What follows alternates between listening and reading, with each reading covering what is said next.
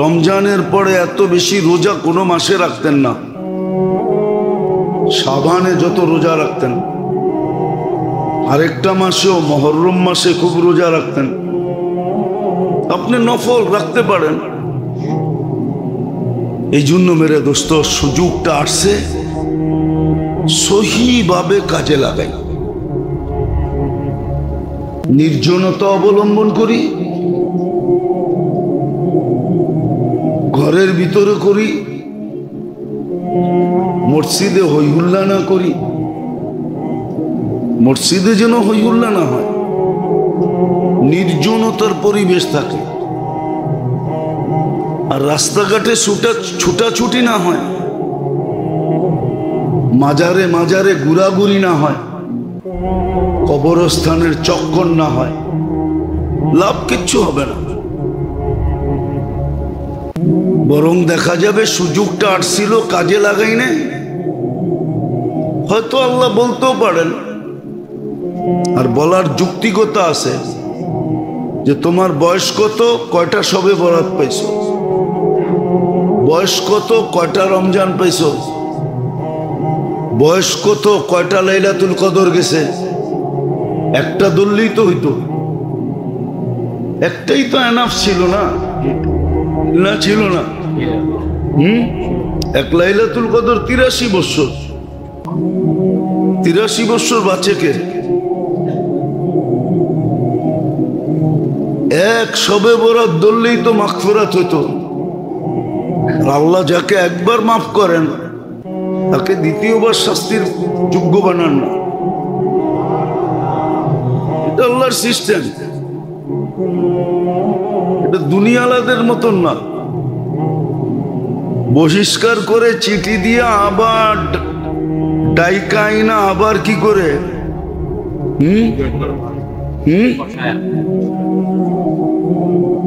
বহিষ্কার করে চিঠি দিয়া, ঠিক না? আবার চিঠি দিয়ে পদের অধিকারী বানায়। বহিষ্কার করলো চিঠি দিয়ে, আবার সদস্য বানাইলো চিঠি দিয়া, ঠিক না? মানুষের মতো না। আল্লাহ তো যাকে মাফ করেন চিরদিনের জন্য করেন,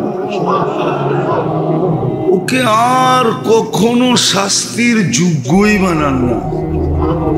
এটা আল্লাহর নীতি না, রীতি না। আল্লাহ তো মানুষের মতো না, ঠিক না? না মানুষের মতো? এগুলোই আল্লাহ আমাকে প্রমাণ দাঁড় করাইতে পারে, যে তুমি কত বছর ছিলা, কয়টা সবে বরাত ছিল, কয়টা লাইলাতুল কদর ছিল, দেখাও আমলনামায় আছে কিনা। একটা থাকলেই তো গুটি লাল। এই জন্য মেরে দোস্ত, খুব সতর্ক থাকা চাই। কেননা এই রাত্রে শয়তান বন্দী হবে না। রমজানে হবে মানি, কিন্তু এই রাত্রে শয়তান কি হবে না? বন্দী হবে না। বরং দেখা যাবে এই রাত্রে শয়তানের জোর সোর সারা বৎসরের চেয়ে কোটিগুণ তৎপরতা বেড়ে যাবে। কি? শয়তানের তৎপরতা বাড়বে। হ্যাঁ, আবার বিশেষ বাহিনী নিয়ে বাড়বে। ময়দানে নামবে তো বিশেষ বাহিনী নিয়ে নামবে। কিন্তু একটা, যদিও রহমতের রাত, যদিও মাগফিরাতের রাত, কিন্তু কিছু লোককে আল্লাহ এই রাত্র মাফ করবেন না, যদি মনের থেকে তওবা না করলেন।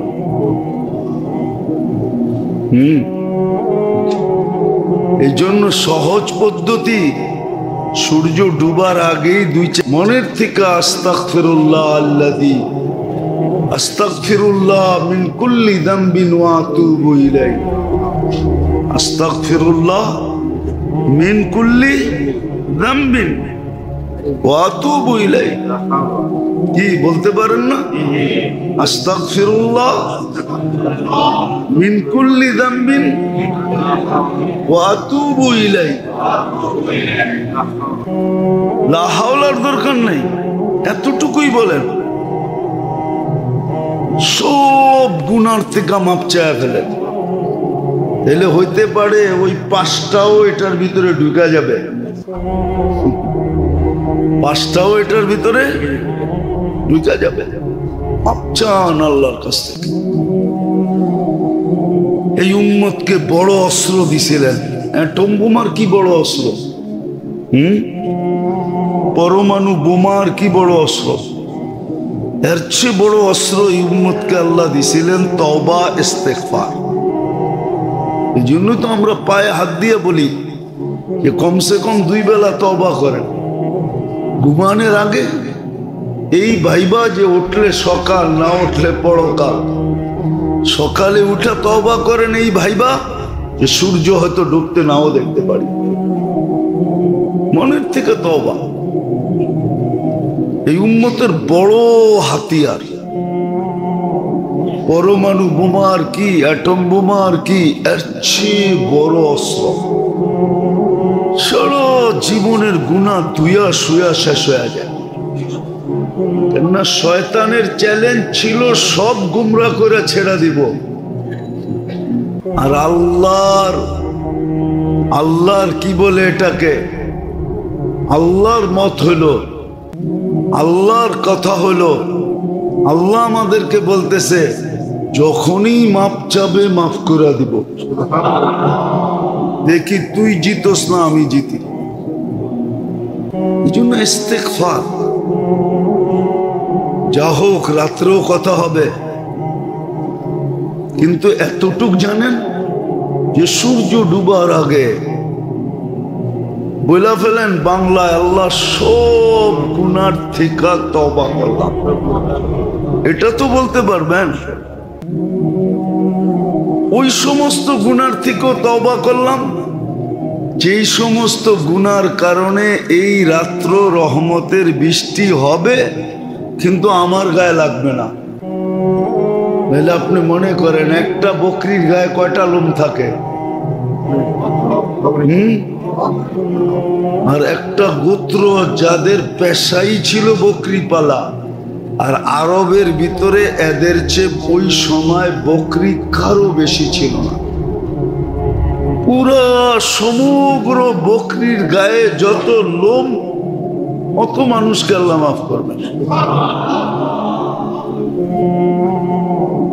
তাইলে আপনি সমস্ত গুনার থেকে তওবা করেন, করবেন তো? এই রাত্রটাকে মুক্তির রাত্র হিসাবে কাটান, চলনের রাত্র হিসাবে কাটায়েন না। না নিজে কাটান, না সন্তানদেরকে উদ্বুদ্ধ করেন। কিচ্ছু করতে পারেন না, তাইলে একটা পদ্ধতি আছে, এশার নামাজ বাজামাত পড়া নাম টাইকা ঘুমায়া যাবেন। ফজরের নমাজটা আইসা বাজামাত পড়েন, তাইলেও আপনি বঞ্চিত হবেন না। তাইলেও আপনি বৃষ্টি যখন মুষলধারে হয়, তোর যে রোডে থাকে ও তো ভিজেই, ঠিক না? আর যে রাস্তা দিয়ে হাঁটে ওর পায়ে হইল পানি লাগে।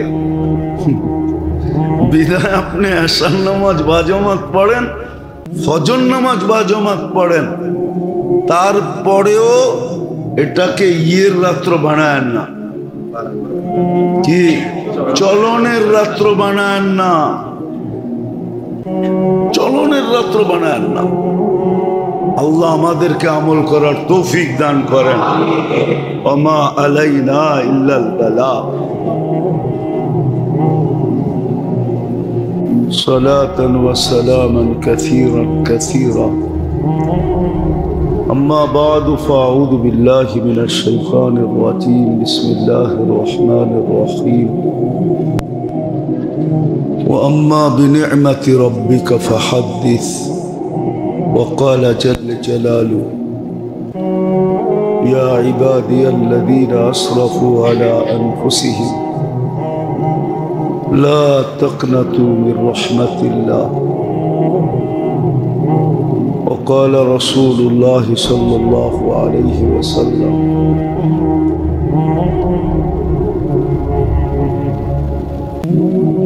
إن الله تبارك وتعالى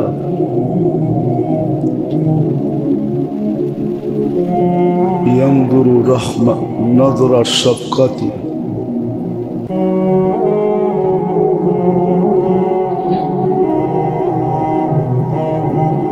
إذا كان نصف من شعبان أو كما قال عليه الصلاة والسلام।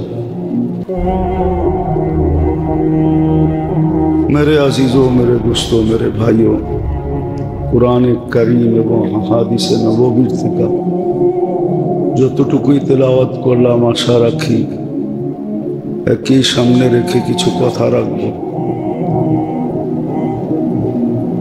সাথে সাথে সকলের কাছে দোয়ার দরখাস্ত, কথাগুলা বুঝা এবং আমল করার তৌফিক দান করুন।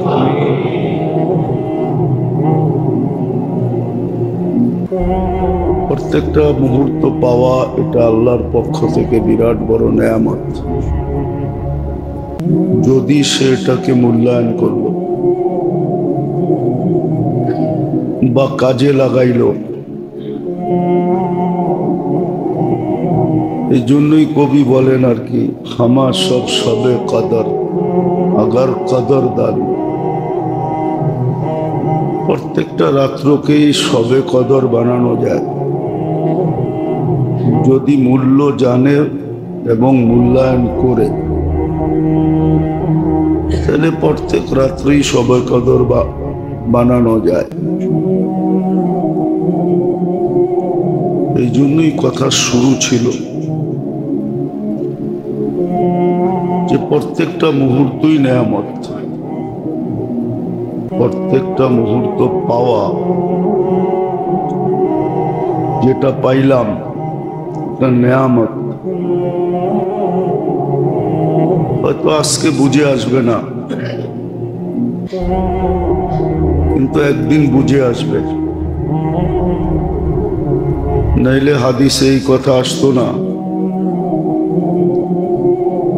যে একবার সুবহানাল্লাহ দুনিয়াতে বেশি পড়ছে আর যে কম পড়ছে, দুনিয়ার পার্থক্যে শুধু একবার দেখা যাইতেছে, কিন্তু আখিরাতের পার্থক্য অনেক লম্বা হয়ে যাবে। কেননা একবার সুবহানাল্লাহ বললে সৌরজগতের অর্ধেক জায়গা নেকি দ্বারা পূর্ণ হয়। সৌরজগৎটা কতটুকু এটা আমাদের জানা নাই। সৌরজগৎটা কতটুকু প্রশস্ত, কতটুকু লম্বা, কতটুকু পাশ, এটা মানুষের জানার কোনো ক্ষমতা নেই। এতটুক ব্রেন আল্লাহ মানুষকে দেন নাই যে সে সৌরজগৎ অনুভব করবে সৌরজগৎটা কত বড়। বিদায় দুনিয়ায় দেখা যাবে একবারের পার্থক্য, উনি একবার বেশি পড়ছে, আমি একবার কম পড়ছি, কিন্তু আখিরাতের পার্থক্যটা অনেক বড় হবে। এই জন্য প্রত্যেকটা মুহূর্তই কিন্তু নেয়ামত, আল্লাহর পক্ষ থেকে প্রাপ্য নেয়ামত। হ্যাঁ, ওই ব্যক্তির জন্য যে মুহূর্তটার দাম বোঝে এবং মূল্যায়ন করে।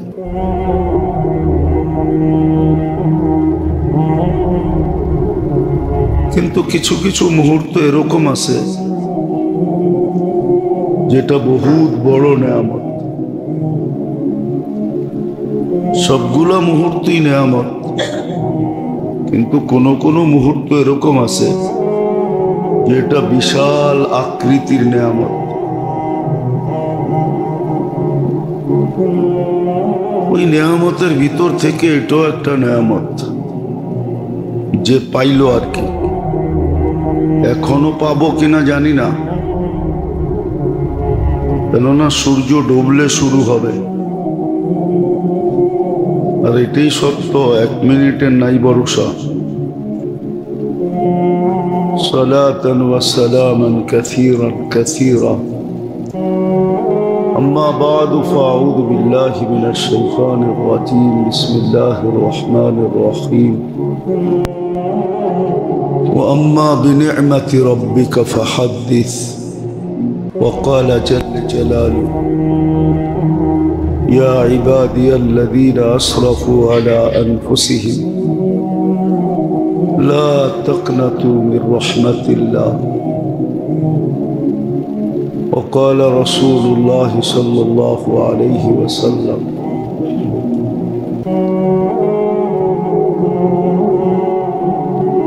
إن الله تبارك وتعالى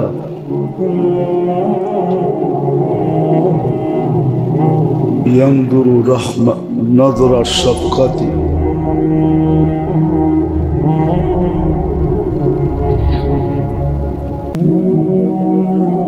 إذا كان نصف من شعبان أو كما قال عليه الصلاة والسلام।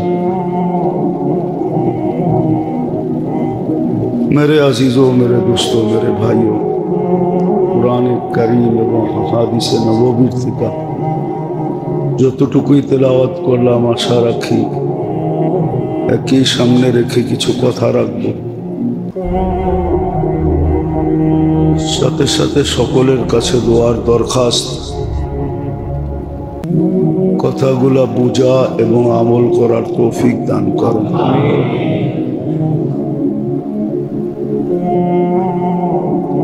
প্রত্যেকটা মুহূর্ত পাওয়া এটা আল্লাহর পক্ষ থেকে বিরাট বড় নেয়ামত। যদি সে এটাকে মূল্যায়ন করলো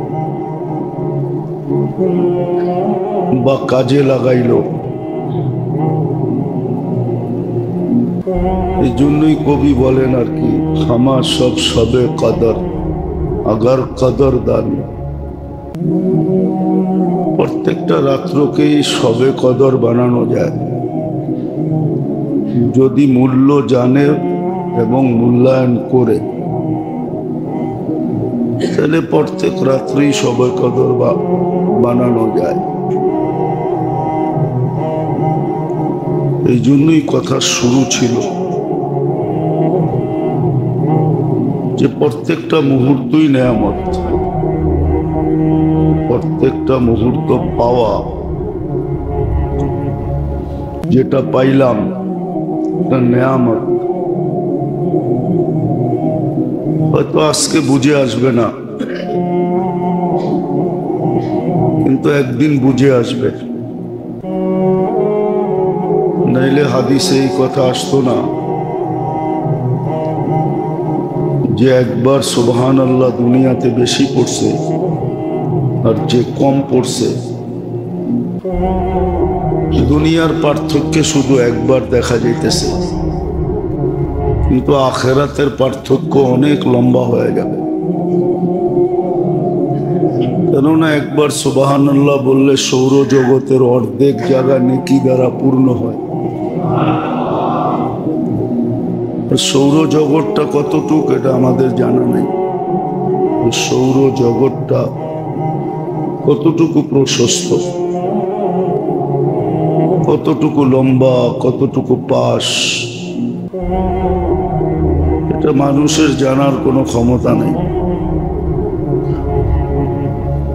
এতটুক ব্রেন আল্লাহ মানুষকে দেন নাই যে সে সৌরজগৎ অনুভব করবে, সৌরজগৎটা কত বড়।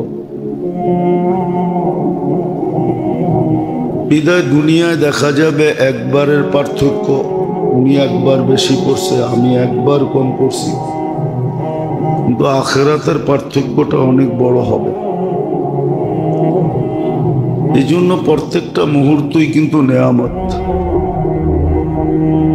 আল্লাহর পক্ষ থেকে প্রাপ্য নেয়ামত। হ্যাঁ, ওই ব্যক্তির জন্য যে মুহূর্তটার দাম বোঝে এবং মূল্যায়ন করে।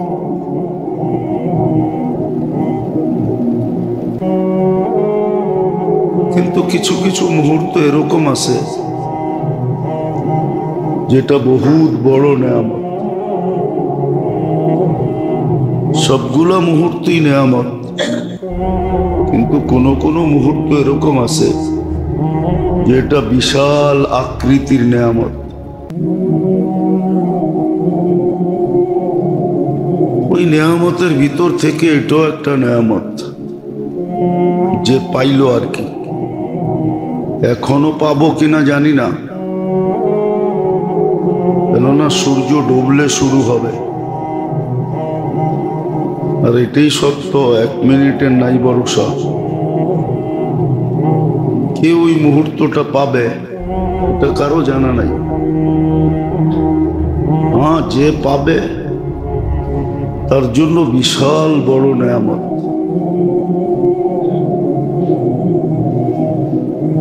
নেয়ামত আল্লাহ এই জন্যই বন্দাকে দেন যে এতটুক পাইলে যেন এতটুক করে নেয়। এই জন্য কোরআনে ইঙ্গিত দিচ্ছেন, লাইন শাকারতুম লাযিদান্নাকুম। পাইবা অল্প, যদি মূল্যায়ন করো তাহলে অনেক বড় হয়ে যাবে।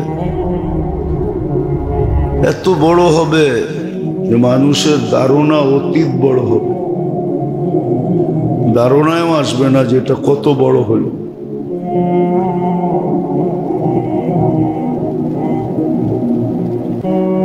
নেয়ামত পাওয়ার পরে যদি কদর হয়, মূল্যায়ন হয়, তো ওটা ছোট থাকে না, অনেক বড় হয়ে যায়।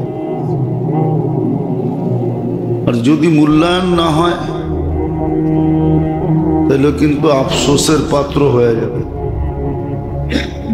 এই জন্য হাদিসে ইঙ্গিত আছে, লা ইয়াতাহাসসার আহলুল জান্নাহ ইল্লা আলা সাআতিন মাররাত বিগাইরি যিকরিল্লাহ। জান্নাতে আফসোস থাকবে না, কিন্তু হ্যাঁ অনুশোচনা থাকবে, অনুভূতি থাকবে, অনুভব করবে যে সময়টা মূল্যায়ন করা ব্যতীত কেটে গেছে। এটা নিয়ে অনুতপ্ত না হোক, কিন্তু অনুভব হবে যে হায় করলে তো আরো বেশি পেতাম, করলে আরো বেশি পেতাম, এই অনুভবটা হবে, অনুশোচনা হবে না। এই জন্য যেটা বুঝাইতেছিলাম, মুহূর্তগুলা কিন্তু নেয়ামতে ভরা। যদি আমি মূল্যায়ন করলাম, কদর করলাম, প্রত্যেকটা মুহূর্তই নেয়ামত। কিন্তু মাঝে মাঝে আল্লাহ বান্দার ঝাই ঝামেলা, কাজ কাম, দুনিয়ার ব্যস্ততার দিকে চায়া, এটাও আল্লাহর মেহেরবানি। না দিলে করার কিচ্ছু ছিল না, এটা আল্লাহর মেহেরবানি যে আল্লাহ বান্দাকে সুযোগ দেন। মাঝে মাঝে বড় বড় নেয়ামত নিয়ে আসেন। সারা জিন্দেগি দৌড়ে যেখানে না পৌঁছতে পারবে, অল্প সময়ের মূল্যায়নে ওইখানে পৌঁছবে, তো ওর চেয়ে আগে পৌঁছা যাবে। যেমন 80 বৎসরে যেখানে না পৌঁছতে পারবে, 83 বৎসর লাইলাতুল কদর এক রাত্রে এর চেয়ে আগে চলে যাবে।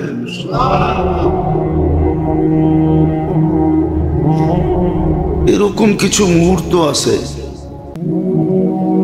পরিশ্রম অল্প, লাভ অনেক। পরিশ্রম অল্প করবে কিন্তু লাভ অনেক হবে, দুনিয়ার লাভ না। দুনিয়ায় লাভ হইলে আর কি হবে? কাগজের লাভ হবে, কাগজ বাড়বে। টাকা তো সব কাগজ দিয়েই বানায়। দুনিয়া যেটা বাড়বে এটা একদিন ছেড়ে চলে যেতে হবে, অন্যের হাতে তুলে দিতে হবে, এটাই সত্য।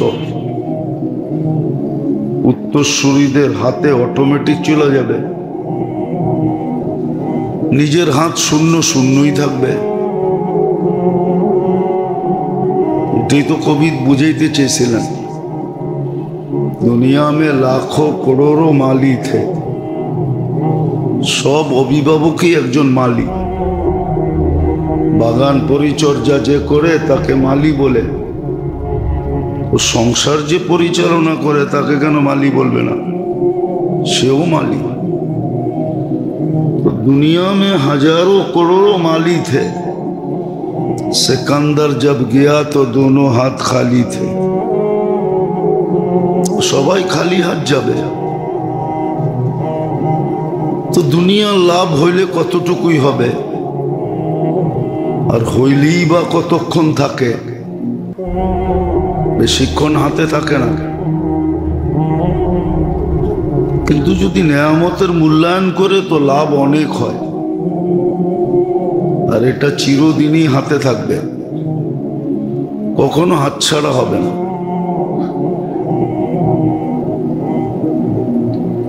তো বিশাল বিশাল নেয়ামতের ভিতরে মুহূর্তগুলো এমনি নেয়ামত।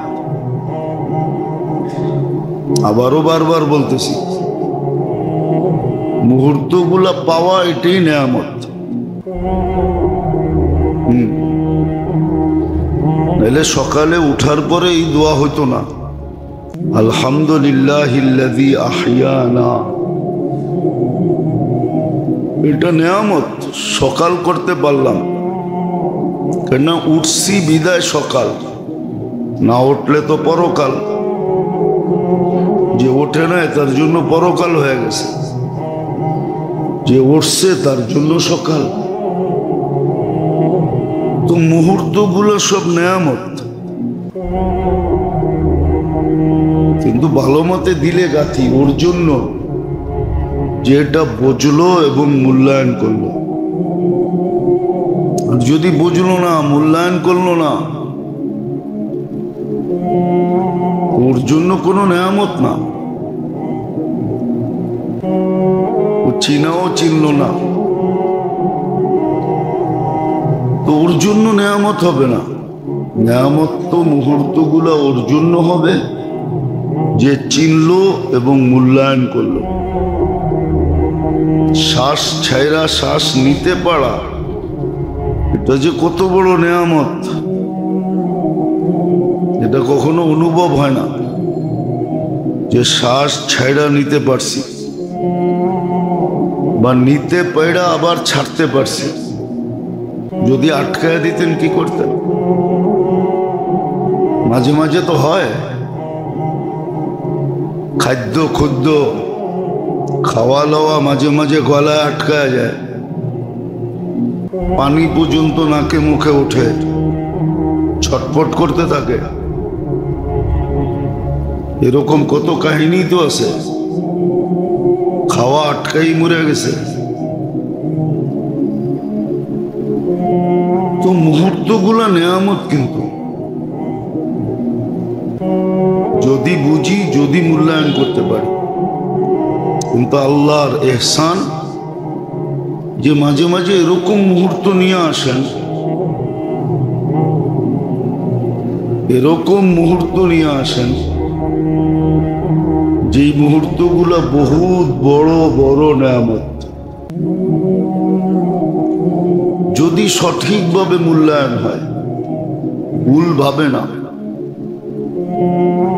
কেননা শয়তানও তো শয়তানই, ঠিক না? শয়তানি জানে দেখেই তো শয়তান। শয়তানি যদি না জানতো তাহলে তো শয়তান হতো না। তো সেও এরকম রূপ দিবে। এজন্য কিতাবে বলে যে নেকের রূপ দিয়া 70,000-এর উপরে ধোঁকা আছে, যেটা দেখতে দেখা যাবে পুরা নেক, আসলে নেক না। সাজলে গাজলে মেকআপ শেকআপ করলে মাঝে মাঝে তৃতীয় লিঙ্গ প্রথম লিঙ্গকে হার মানায় না? হার মানায় না? মানায়। তৃতীয় লিঙ্গ মাঝে মাঝে প্রথম লিঙ্গকে হার মানায় দেয়। ওটা সাজগোজের মাধ্যমে, মেকআপ শেকআপের মাধ্যমে, ঠিক না? আসলে তো সে তৃতীয় লিঙ্গই না, প্রথম লিঙ্গ না দ্বিতীয় লিঙ্গ, কোন লিঙ্গই তার তৃতীয় লিঙ্গ, ঠিক না? তো শয়তানও মাঝে মাঝে সাজায় গোজায় এরকম দেয় যে ন্যাক মনে করে, ন্যাক মনে করেই করতে থাকে। হাজারো প্রচলন আমাদের ভিতরে এরকম আছে যেটা ন্যাকের সুরতে, কিন্তু আসলে একটাও ন্যাক না। জখরুফা ওয়া গুরুরা, সাজগোজ করার ধোকা। যেমন শবে বরাতে চিরাচরিত যা চলে আমাদের দেশে চলে আসতেছে, এটি সব ন্যাকের সুরতে, ন্যাকের সুরতে চিরাচরিত চলে আসতেছে ধোকা। এটা একটা প্রথা, ইবাদত না। যেটা করণীয় দরকার ছিল ওটা তো করে না,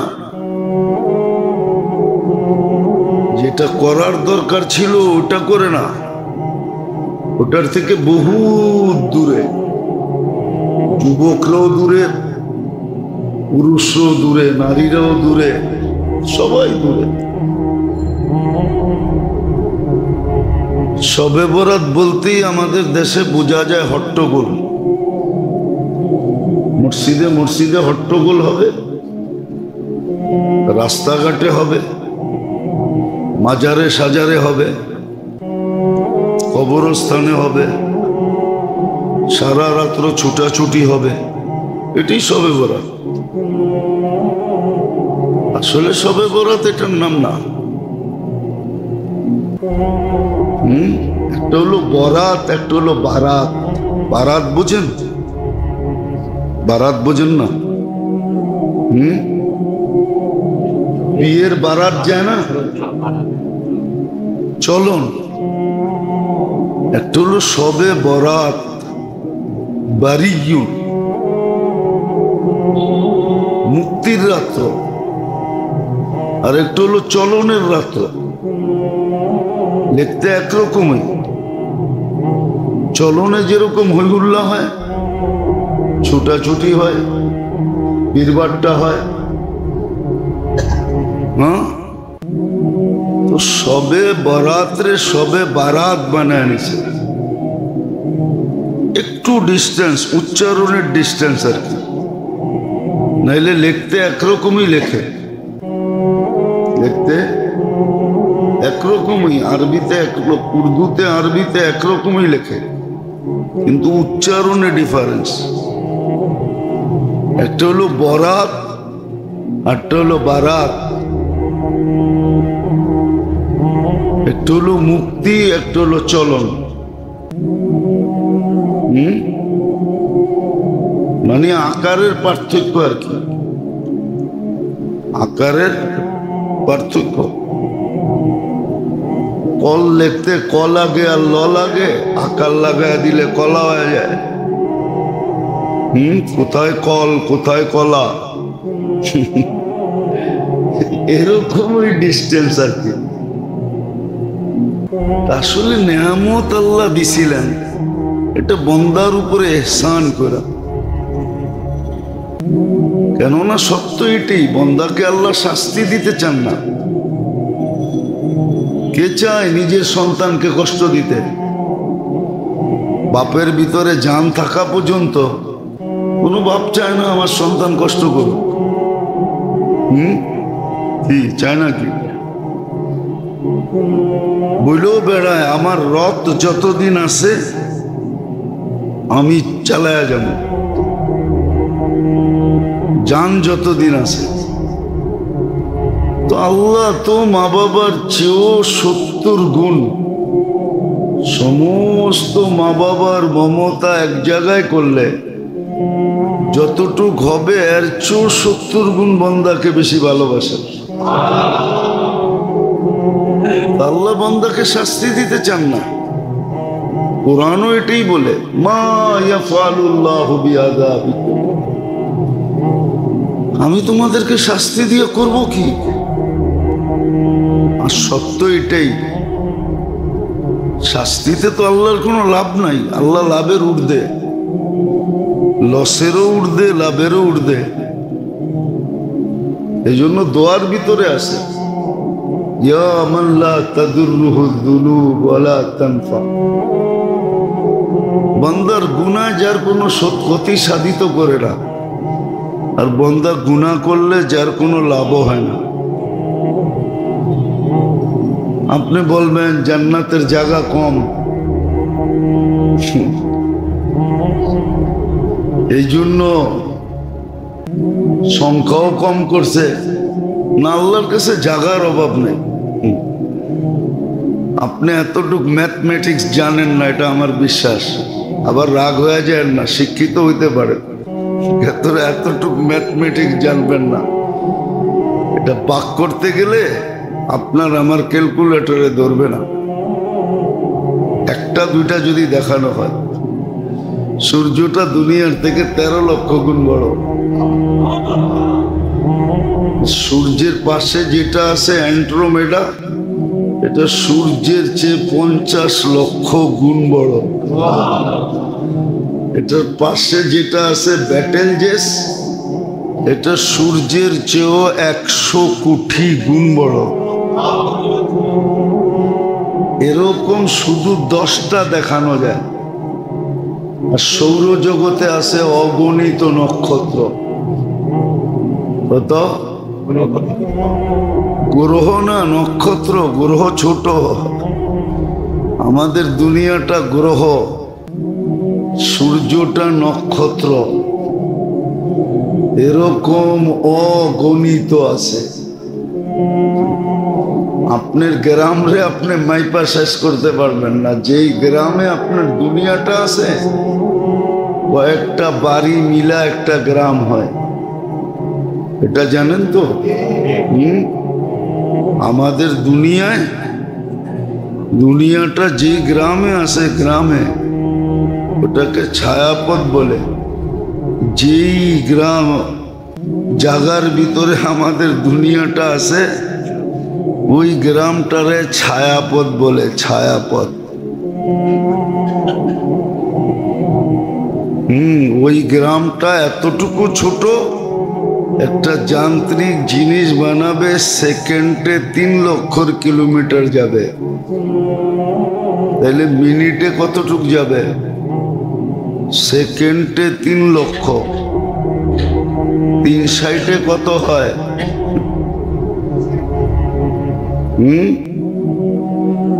180 লক্ষ। ঠিক আছে, মিনিটে, ঘন্টায়। তারপরও আমাদের গ্রামের এই মাথাতে ওই মাথায় যেতে 3 লক্ষ আলোক বৎসর লাগবে। আলোক বৎসর কি বাড়িতে যেয়ে দেখা নিয়েন। এই জন্য বন্দার গুনায় আল্লাহর কোনো ক্ষতি সাধিত হয় না, আর কোনো লাভও হয় না। আল্লাহ দুটার ঊর্ধ্বে। অনেকে ভাবে জান্নাতের এত জায়গা কই পাবে, ঠিক না? এটাও ছাগলের একটা কোয়ালিটি। ছাগল 100 প্রকার, তো দুনিয়াতে 100 প্রকারের উপরে ছাগল পাওয়া যায়। কোন জন্মের উপরে 100-র উপরে আইটেম ছাগলের পাওয়া যায়। এটাও এক ধরনের ছাগল। ওর বিজ্ঞান দিয়ে ওরে বুঝানো যায় যে জায়গা কই পাবে। যাক, যেটা বুঝাইতেছিলাম, আল্লাহর নিয়ামত আমাদের সামনে নিয়ে আসছে। এটা আল্লাহর ইহসান। হ্যাঁ, যদি সঠিক মূল্যায়ন হয়,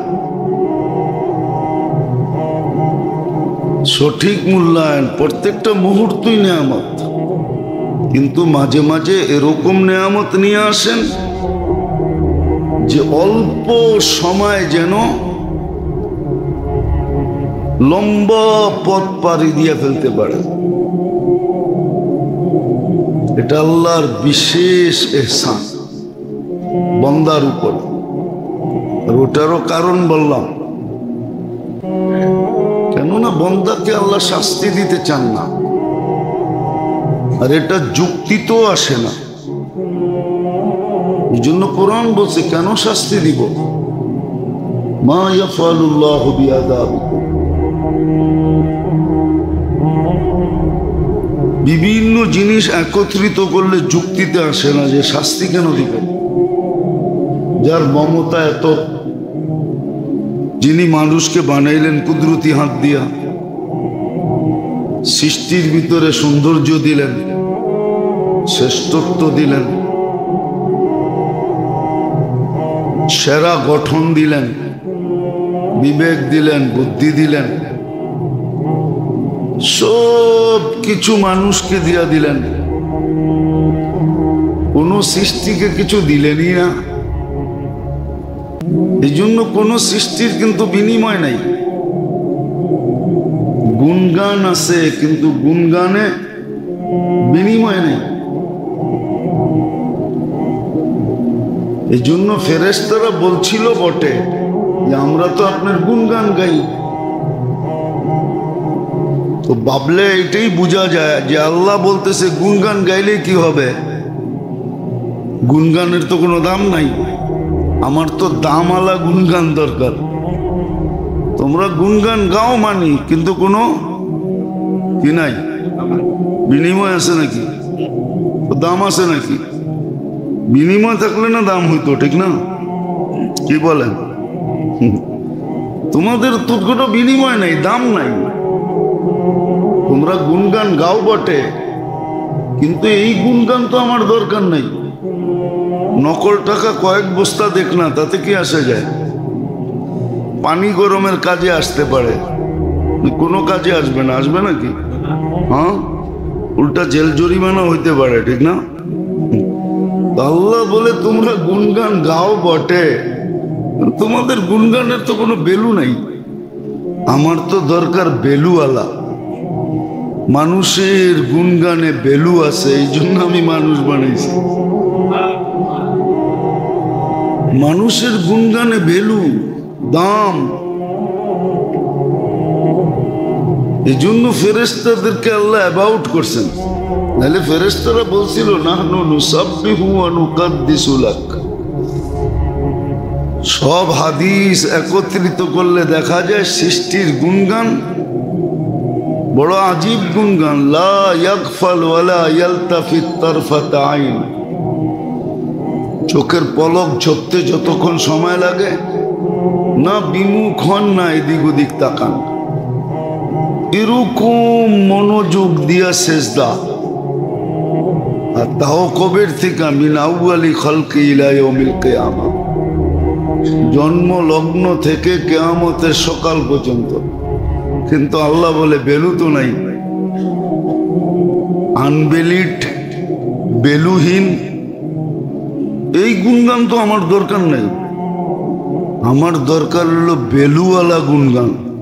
এটার জন্য মানুষ লাগবে, এই জন্য মানুষ বানাইছেন।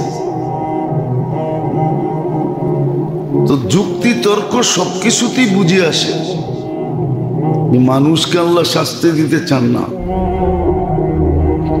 বলে তাইলে মানুষ শাস্তি পাবে কেন? তাহলে কবির কথাই সত্য, খোদ ফাসা পয়দ মে বুলবুল क्या खता सैयाद की। খোদ ফাসা কয়েদ মে বুলবুল क्या खता सैयाद की। সৈয়াদ বুঝেন? শিকারীর কি দোষ? গুল পে আশেক হোকে বুলবুল জিন্দেগি বরবাদ কি। ও যদি ফুলের প্রেমে না পড়তো তাহলে শিকারীর জালেও আটকাইতো না, ঠিক না? ওর ভুলেই তো ফাটছে, ঠিক না? মানুষ তো মানুষের ভুলেই ফাঁসে। মানুষ মানুষের ভুলেই ফাঁসে। মানুষ মানুষের ভুলেই ফাঁসে। আল্লাহ কিন্তু ভুলের কোন রাস্তা মানুষকে দেখে একটা মুহূর্তে নেয়ামত। হাদিস কোরআন দিয়ে বোঝানো যায়। আপনি বুখারী শরীফে আছে, পিপাসিত কুকুর চক্কর কাটতেছিল কুয়ার পাশে, কিন্তু ও তো মানুষের মতো বুদ্ধিমান না যে পানি উঠায়া পান করবে। আর বালতিও ছিল না যে পানি উঠাবে। তো পতিতা মেয়ে পানি উঠায় পান করাইছে। ও ভাবছে একটা সুযোগ আসছে, শত হইলেও তো আল্লাহর সৃষ্টি, হোক না কুকুর। তো নিজের জুতা খুইলা ওড়না দিয়া বাইন্দা পানি উঠায়া কয়েক ফোঁটা মুখে ঢেলা দিছে। আল্লাহ তার পিছনে সব গুনাহ মাফ করে দিছেন, জান্নাত দিয়া দিছেন।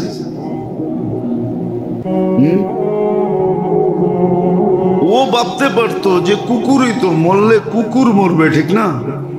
কি বলেন? হ্যাঁ, বরং একটা কমবে। কিন্তু সুযোগ আসছে, কাজে লাগায় দিছে। এটা সত্য, হাদিসে ঘাটলে বোঝা যায় যে এই মেয়ের কোনো সোয়াবের ধারণাই ছিল না। সোয়াবের কোনো ধারণাই ছিল না। অনলি একটা সহানুভূতি ছিল অবুঝ প্রাণীর উপরে, একটা সহমর্মিতা ছিল, এতটুকুই তার মনে ছিল। কিন্তু এত বড় যে মিলবে ওটা ও জানতো না, যে আমার মতো পতিতার জীবনের গুনাহ মাফ হবে আর আমি আবার জান্নাতেও যাব,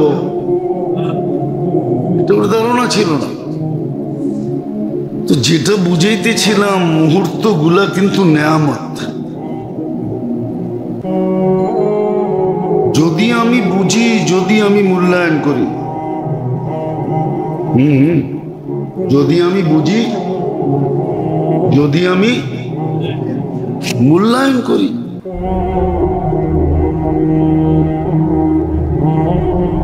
আর যদি বুঝলাম না, মূল্যায়ন করলাম না, তাহলে তো সময়, সুযোগ আর সময় আমার জন্য অপেক্ষা করবে না। কেননা সময় কারো জন্য অপেক্ষা করে না, এটাই চিরাচরিত সত্য। মানুষ সময়ের অপেক্ষা করে, এটা ঠিক আছে। 3 ঘন্টা আগে যে এয়ারপোর্টে বসে থাকে, ঠিক না? স্টেশনে গাড়ি ছাড়ার আগে যে বসে থাকে। মানুষ সময়ের অপেক্ষা করে, কিন্তু সময় মানুষের অপেক্ষা করে না। এরকম সুযোগও, মানুষকে সুযোগ তালাশ করে নিতে হবে, সৎ ব্যবহার করতে হবে। সুযোগ কিন্তু কারো অপেক্ষা করবে না। আর এটাও সত্য, একটু আগেই বলছিলাম, সুযোগের সৎ ব্যবহার না হইলে সুযোগ আমাকে কাঁদাবে, সুযোগ আমাকে নিঃসন্দেহে কাঁদাবে। এই জন্য কোরআনে অনেক জায়গা আছে, ইয়া লাইতানি, ইয়া লাইতানি, এটা আফসোসের শব্দ। হায় যদি, হায়, হায়টা হইল আফসোসমূলক শব্দ। হায় যদি, ইয়া লাইতানি ইত্তাখাযতু মা'আর রাসূলি সাবিলা, ইয়া লাইতানি ইত্তাখাযতু ফুলানান খলিলা, ইয়া লাইতাহা কানাতিল কাদিয়া। তো এরকম ইয়া লাইতানি বহু জায়গায় আছে কোরআন। আফসোসের কারণ হবে ঠিক যে আমাকে স্বাভাবিক শ্বাস নিতে দাও।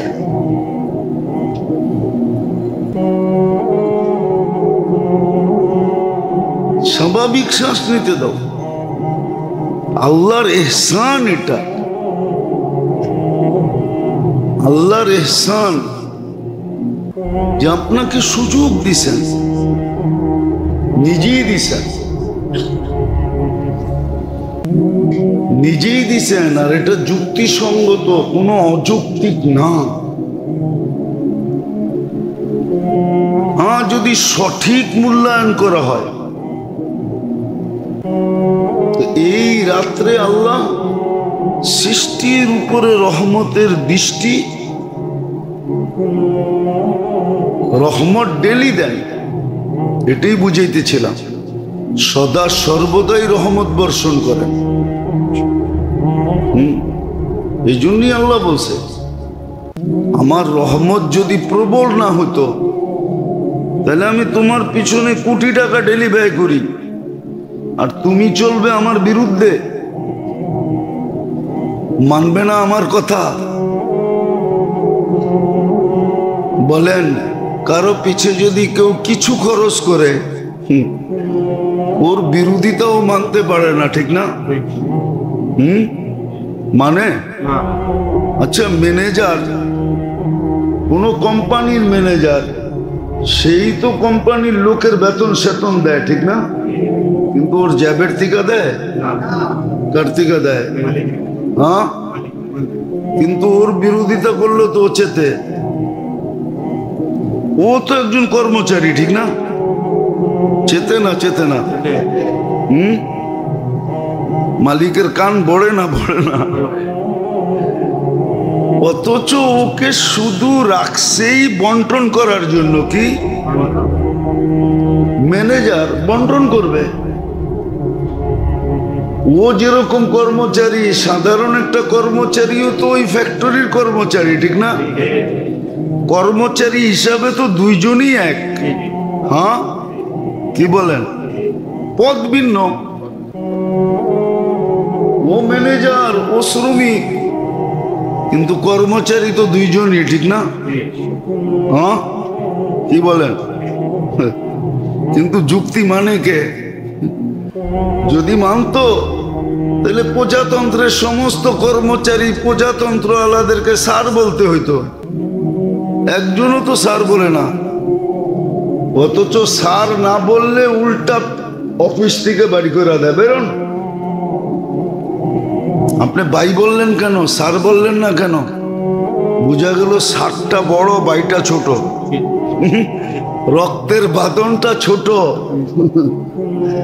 পদের বাঁধনটা বড়। দেখবেন, আমি ক্রিটিসাইজ করতেছি না, মাঝে মাঝে এগুলো নিয়ে ভাবি, তো ভাবলে অনেক খারাপ লাগে, অনেক। হ্যাঁ, ও নিয়োগপত্র দেখেন, যত প্রজাতন্ত্রের কর্মচারী আছে ওর নিয়োগপত্র দেখেন আপনি। আমি প্রজাতন্ত্রের অনুগত্য হয়ে থাকবো। কাউকে কাউকে তো কোরআন হাতে দিয়ে শপথ করায়, ঠিক না? তো তো প্রজাতন্ত্রকে স্যার বলা দরকার, ঠিক না? ওকে স্যার বলবে কেন, ঠিক না? হ্যাঁ, কিন্তু ওরে স্যার না বললে তো চেতা যায়। মাঝে মাঝে তো আমরাও দেখি, ভাই বললে চেহারা বিগড়ায়া যায়। অথচ ভাইয়ের বন্ধন বড় না স্যারের বন্ধন বড়? বলেন তো। ভাই তো রক্তের বাঁধন, স্যার তো হইল প্রজাতন্ত্রের বাঁধন। তোমাকে স্যার বলবেই কেন প্রজাতন্ত্র? কথা অন্যদিকে চলে যাবে। আমাদের দেশের আজীব সিস্টেম। আমরা দুনিয়া ঘুরে দেখি, তো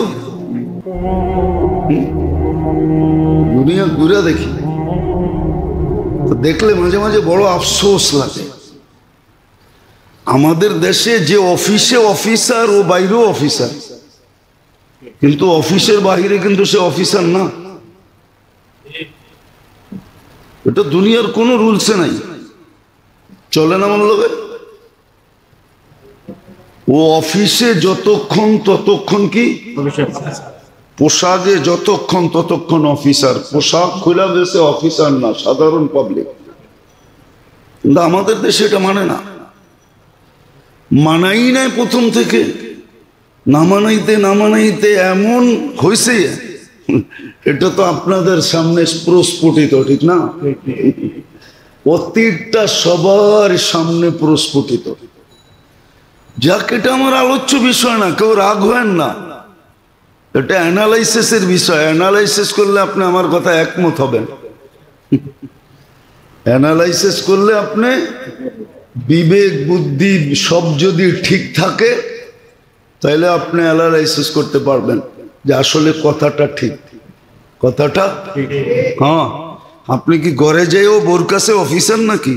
না, নাহলে বাংলা প্রবাদ বাক্য কেন আসতো? কয়, পীর চিনে না গায়, পীর চিনে না মায়, পীর চিনে না ঘরের জন নাই। জননা বোঝেন কি? বউ। গ্রামে পীর হওয়া, পীরগিরি দেখানো ঠিক না, কেননা গ্রামের মানুষ ওরে ল্যাংটা দেখছে। হ্যাঁ ঠিক না? ও যদি বনু কাল্প, ওদের পেশাই ছিল বকরি পালা। ওই যুগে সবচেয়ে বেশি বকরি ওরাই পালতো, ওদের পেশাই ছিল বকরি পালা। আল্লাহ রসুল বলছে ওই গোত্রে যত বকরি আছে আর এর গায়ে যত লোম আছে, সমপরিমাণ লোককে আল্লাহ জাহান্নাম থেকে মুক্তি দেন। ছুটাছুটির রাত্র না, হই হুল্লার রাত্র না, মাজার সাজারের রাত্র না, কবরস্থানের রাত্র না, বাকানের সাকানের রাত্র না, লাইটিং সাইটিং এর রাত্র না, বিরানি শিরানির রাত্র না, এটাই রাত্র না। হ্যাঁ এটা না মুক্তির রাত্র বটে, মুক্তির রাত্র বটে। তাহলে আল্লাহ রসুল কেন বলতেন এত লোককে আল্লাহ মুক্তি দেন? আরবে এক কবিলা ছিলেন, যদি সে মুক্তি চায়, যদি সে মুক্তি চায়, মুক্তি চায়, মুক্তি চায়, যদি সে মুক্তি চায় তাহলে আল্লাহ তাকে মুক্তি দিবে। এটা রহমতের রাত্রি আর মুক্তি পাওয়ার রাত্রি।